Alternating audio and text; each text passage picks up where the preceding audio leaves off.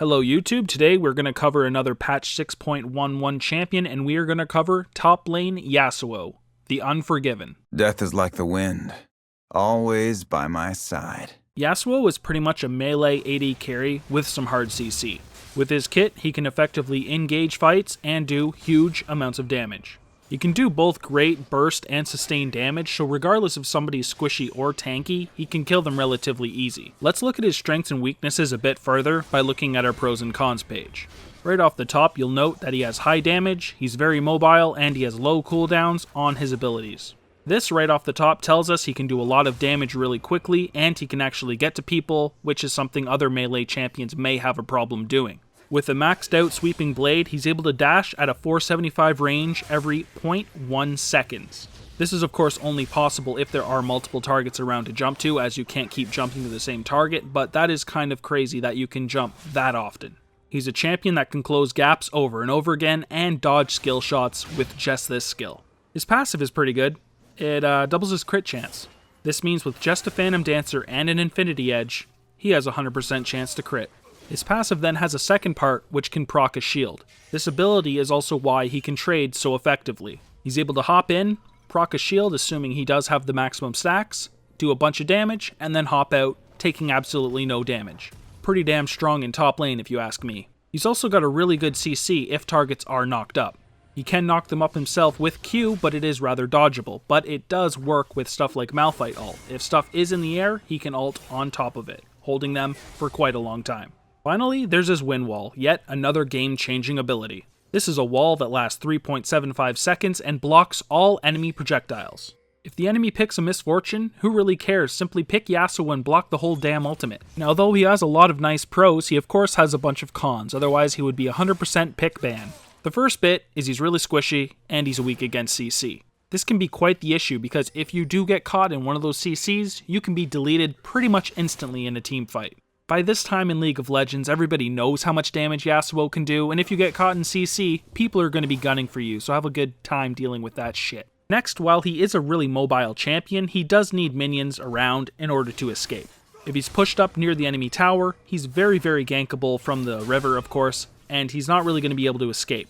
Unless you're able to pull all sorts of crazy jukes by jumping towards the enemy jungler and going down river or hopping over a wall or something, you're going to have a bad time dealing with that top lane gank. Last is that lack of a reliable CC. This can be pretty annoying because for you to even use your ultimate, they need to be knocked up in the air. Now if you are just starting Yasuo, I would only really pick Yasuo when you do have like a Malphite or a Janna, something that can actually put them in the air, because you might not be landing your Q too often and you're not going to be really able to use your ultimate, which is pretty frustrating. There are also a lot of matchups where Yasuo really gets his ass handed to him. The fortunate thing though is as long as you are getting your gear via farm, you're going to do completely fine. But, you know, losing top lane, not the funnest thing ever. As for our masteries, we go 18 Ferocity and 12 Resolve. We grab Fervor of Battle as our keystone mastery. It's crazy that even though we do have a 100% crit chance, we still don't get Warlord's Bloodlust. That keystone mastery, you know, it kind of needs a change. But anyways, let's go past that. We do get a lot of attack speed in our build and our runes. We do this for two reasons. One, of course, attacking faster will increase your damage, which is awesome. Secondly, our Steel Tempest cooldown actually goes down based on our attack speed. Fervor of Battle then works insanely well with all that attack speed we have, which is why we take it as our offensive rune. We then, of course, in the Ferocity tree, grab as much attack damage, attack speed, and armor penetration that we can grab. We then move into the Resolve tree, grabbing a little bit of extra sustain. We grab that extra health regeneration, and reduce damage on hit. Since we have a shield and we go for lifesteal, we then get runic armor since it works so amazingly on Yasuo. We then finish it up with insight because teleport has a massively long cooldown, and reducing that by 15% is actually pretty damn nice. On our rune page, we then grab some of that much needed attack speed and some tanky stats. We get 9 greater marks of attack speed, 9 greater seals of armor, 9 greater glyphs of magic resist, and 3 greater quintessences of attack speed. In total, this equates to 29 attack speed, 9 armor, and 12 magic resist. We'll be able to dish out a lot more damage in trades with all the attack speed and reduce the cooldown on our Steel Tempest. The armor and magic resist are just going to help us take a little bit less damage, so our trades are just a bit more effective. I have seen some people go for 9 greater glyphs of attack speed as well for a pure offensive build, but I do prefer the magic resist. If you know you don't really need the magic resist, or you're going to be able to completely bully your opponent, you may as well take those blue attack speeds, but if you're in a normal game, stick with the magic resist. For our summoners on top lane Yasuo, we of course take teleport and flash. Flash is obviously a thing you've seen in every guide ever. Just take it no matter what you are, unless you're some crazy ass Olaf or Singe that just wants to get ghost and run at people's faces as fast as possible. Keep in mind that he doesn't have a reliable escape if there are no minions around, so flash can get you out of all sorts of situations when you are kind of royally screwed. It's also really nice to use to go completely offensive, jump forward a little bit, use your E to get on somebody really far away, and then kill them via flash. Not really any downside to the ability, so make sure you use it.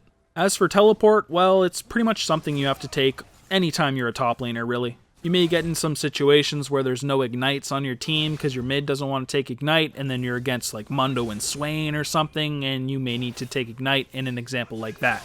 Unless you're in a situation like that, take teleport. Yasuo is a really good split pusher, and he can clear minion waves really fast, so if he doesn't actually have to join for a team fight, he can take towers really quickly. So now we're going to look at each of his abilities, starting with his passive, which is called Way of the Wanderer. This is a passive that actually has two different passive effects. The first one is a shield, which scales with level.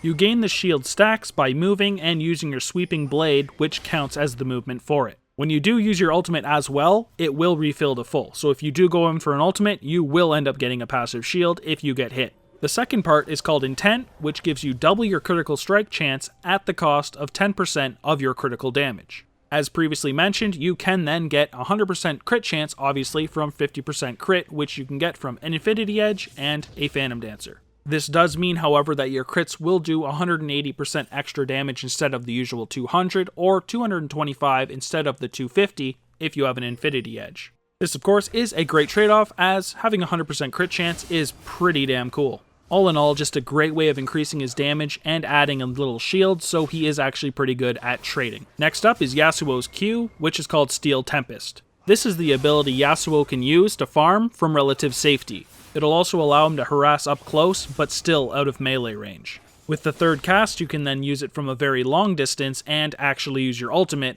Last Breath. This is pretty much an ability you want to use whenever you can, and capitalize on the really short cooldown that it does have. You also have to remember that this does have some nice synergy with your E, since it does do AoE damage and procs on hit effects. Another thing worth noting is that you can actually use this mid-ult as well for pretty crazy damage when you do land. It's kind of like the old Rengar, where when you are mid-leap you could pop all of your crap and it would just one-shot the crap out of people. You can kind of do the same with this ability. It's also really nice that this ability scales with attack speed. The more attack speed you get, the more you can use your Q, and the more sustained damage you have when you can't actually use any of your abilities. It's just a great thing to pick up on Yasuo. So that brings us to his W, which is called Wind Wall. This is the only ability he has which actually doesn't deal damage, but is still an incredible ability. This ability has the potential to completely shut down champions, making them utterly useless. However, against certain champions, it does absolutely nothing. This ability makes Yasuo a great pick against champions like Misfortune, which have large portions of their damage from their ultimates. A Misfortune that gets all of her ultimates blocked is not completely useless, but deals a lot less damage than she normally would. It's also worth noting that if you do use this close to an enemy champion, you can still attack through your own wall, yet they may not be able to hit you at all depending on which champion we are talking about. One last thing worth noting is that Windwall blocks Dragon and Baron auto attacks. Although Baron does have some attacks which are unblockable, it still can block some. You can then position this so you're still able to attack from behind it, and can allow you to easily solo dragons and helps with 2-man Barons. Next up is Yasuo's E, Sweeping Blade. This ability has a laughably low cooldown, which pretty much means you can use it whenever you want. One thing you do want to remember though is it does have an on-hit timer that prevents you from dashing to the same target twice in a certain time. It's pretty comparable to Udyr's Bear Stun in Zed's passive. You can only use it on the same target every so often. Now this is your main engage and disengage tool in lane, and it's your main source of mobility in teamfights. The damage on the ability rises by 25% for each consecutive use, up to 50% as well, which can be a lot at levels 1 and 2. Furthermore, its speed scales with your movement speed, and it can be synergized with your Q for added AoE damage. Usually we start our Q at level 1, but in certain situations you may want to start with your E. This ability actually deals magic damage, and some people will get the cloth armor against Yasuo in the top lane so they don't take a lot of damage from his auto attacks. In these cases, since this of course, like I said, deals magic damage, make sure you start with your E so you can do a lot more to them at level 1. Doing this simple little thing can give you a massive advantage in the early game. Last up is his ultimate, Last Breath. This is your big time playmaker that lets you dash to a target, suspend them in the air for 1 second, and land, dealing a high amount of physical damage. The one issue with this ability is you can only use it on targets that are airborne. This means it synergizes very well with Zyra's ultimate, Malphite's ultimate, Wukong's ultimate, and Jaina's Q. This is just a very small list of the champions it does work with. There are a ton of champions out there that have knockups. 2 other things your ultimate does is fill your flow bar and grant you 50% armor penetration upon landing. This means you'll proc your shield when you are hit, and you will obliterate tanks with that extra armor penetration. You pretty much get rewarded with a Last Whisper just for landing your ultimate. You will destroy teams if you are ignored. The ability may be hard to get off yourself, but it even works with stuff like Trundle Pillar and Rammus's Roll. Any little knockup there is, if you are fast enough, you can R on top of it. Alright, so now with his kit out of the way, let's look at his ability leveling order so you know when to take each ability. First up, like always, is the ultimate. You take it at 6, 11, and 16. We follow that up with your E, which is Sweeping Blade. We take it at 2, 4, 5, 7, and 9. Now keep in mind, if you are against a really easy lane opponent, or if they started something like Cloth Armor, you can take this at level 1 to dominate your opponent. We follow that up with Q, which is Steel Tempest. In a normal game, we take this at 1, 8, 10, 12, and 13. It's a really strong ability, and great for doing damage at a distance which isn't quite melee range. Finally, we take Wind Wall, which is our W. We take it at 3, 14, 15, 17, and 18. All we get when we level this is an increased width on the wall and a lower cooldown. As long as we have 1 early point, we can still block abilities, which means it doesn't really need leveled that badly. Alright, so we arrive at the item build, which starts with a Doran's Shield, Health Potion, and Warding Totem. I start Doran's Shield most of the time, so I do have a relatively easy time in the top lane, but you can get away with something like a Doran's Blade if you do have an easy matchup. For me, Doran's Shield is just kind of personal preference, and I do see it relatively often, but some people refuse to buy the item, so you can kind of get away with the shield or the blade. For our early core, we make sure we get that 100% crit and a bunch of attack speed. We first do that by starting with the Phantom Dancer. We get 45% attack speed, 30% crit, which is actually more like 60%, and 5% movement speed. It's also especially great on top lane Yasuo since it has the passive part, Lament.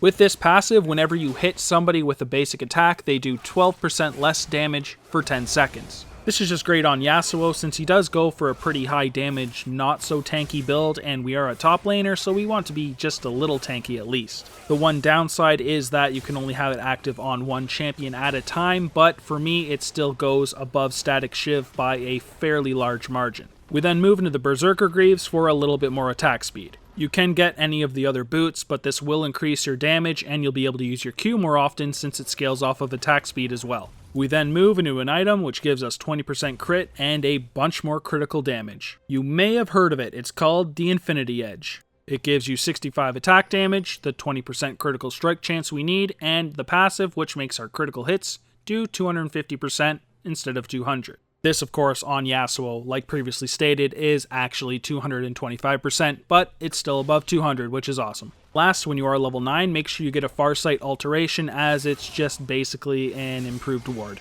So for the full build, we of course take those items, and then add a Bloodthirster. This has a nice little passive shield, which can make us just a little tankier than usual. However, the better part in the item is all that attack damage and the lifesteal, which can actually make us survive through those team fights. Since we're a top laner, it's time to get at least a little tanky, so we pick up a Maw. This item just gives some more AD and some really nice magic resist for us as well. The best part about it though is that passive shield. It just helps us survive through any of that mage burst when we are low. Last is the Guardian Angel. Some nice armor, magic resist, and the ability to come back to life. In those unfortunate situations where you're deleted really early on in the fight, maybe you can at least come back to life and still get off a lot of damage. One good alternative would be the Static Shiv. Some people don't really like Phantom Dancers, although I am a huge fan, and so are a lot of other people. Static Shiv is still a great item, and is still a pretty good alternative over the Phantom Dancer. It's kind of a more personal preference type of thing. Now, if you're against a really tanky team, you could always get the Blade of the Ruined King.